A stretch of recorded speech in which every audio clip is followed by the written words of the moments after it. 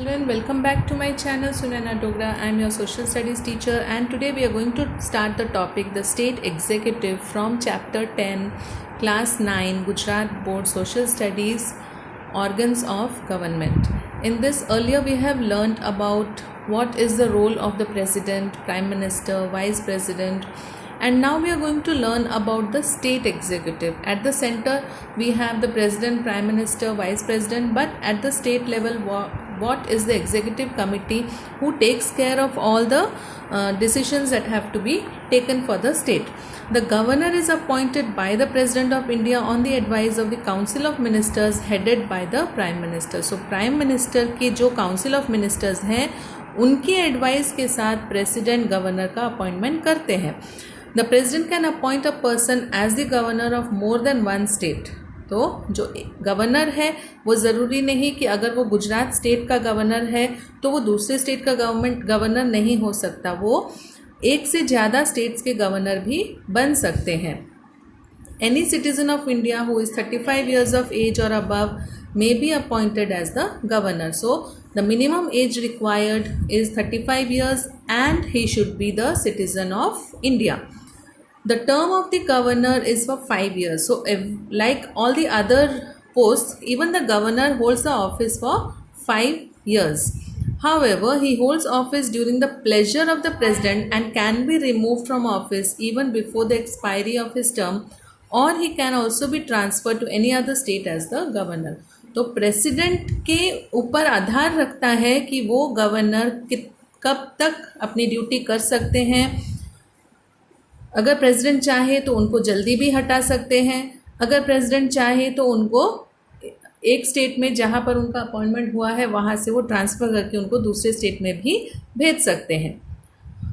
The governor is the constitutional and formal head of the state. All executive powers of the state government are vested in him. तो governor is the authority in the state.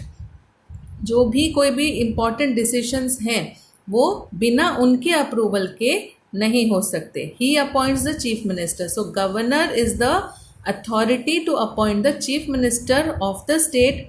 लेकिन वो chief minister कहाँ से बनते हैं? जो party vote में majority vote से जीतती है उस पार्टी का एक मेंबर जो है वो चीफ मिनिस्टर गवर्नर सिलेक्ट करके अपॉइंट करते हैं.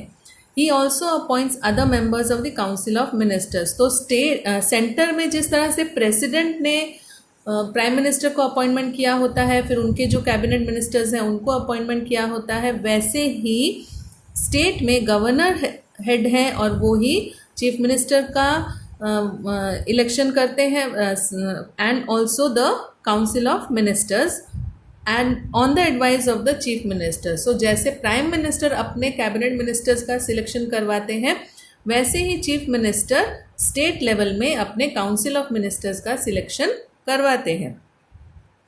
He appoints the advocate general, the chairman, the members of the state public service commission. तो जो सेंटर है वहाँ पर प्रेसिडेंट जितने भी हाई पोस्ट ब्यूरोक्रेट्स हैं, एग्जीक्यूटिव्स हैं, उनको अपॉइंट करते हैं. वैसे ही स्टेट पर जो गवर्नर है, because he is the head, so he appoints the advocates generals, the chairman, the members of the state public service commission. He is consulted by the president of India for the appointment of जजेस of the high court. तो president governor की सलाह लेकर high court में जजेस का appointment करते हैं. The governor has significant legislative powers. He summons and prorogues the sessions of the state legislature. He can dissolve the state assembly before the expiry of its full term. He can also issue ordinances. A bill passed by the state legislature can become a law only after the governor assents to it. तो जैसे central में president की जो powers हैं वैसे ही same powers state में governor की है.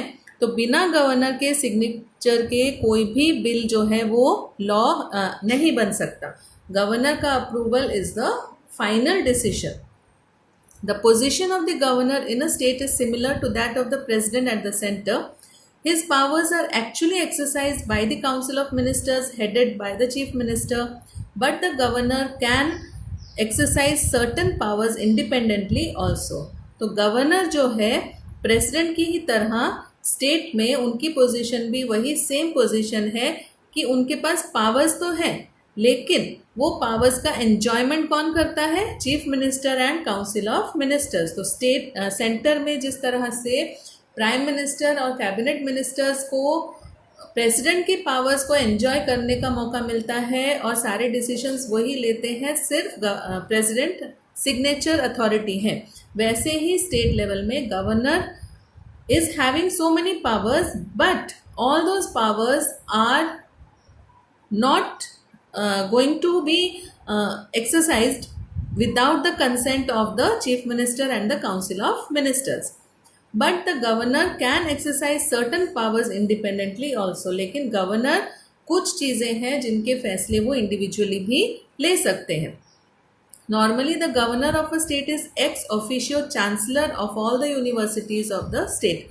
तो जो स्टेट है वहाँ पर जो भी यूनिवर्सिटीज़ हैं उन सबका जो चांसलर, जो यूनिवर्सिटीज़ के चांसलर होते हैं वो ही गवर्नर बनते हैं. A governor can belong to any political party, but after assuming his post, the governor has to perform his duties firmly and impartially. तो गवर्नर जो है वो किसी भी पार्टी को बिलोंग करते हुए गवर्नर नहीं रह सकते. वो पहले गवर्नर बनने से पहले वो किसी भी पार्टी को बिलोंग करते हो, मानते हो, लेकिन गवर्नर बनने के बाद उनको सारी पार्टीज को इक्वल इम्पोर्टेंस देनी पड़ती है. So with this we come to an end with the state executive governor. I will continue in the next video very soon. So please do like and subscribe.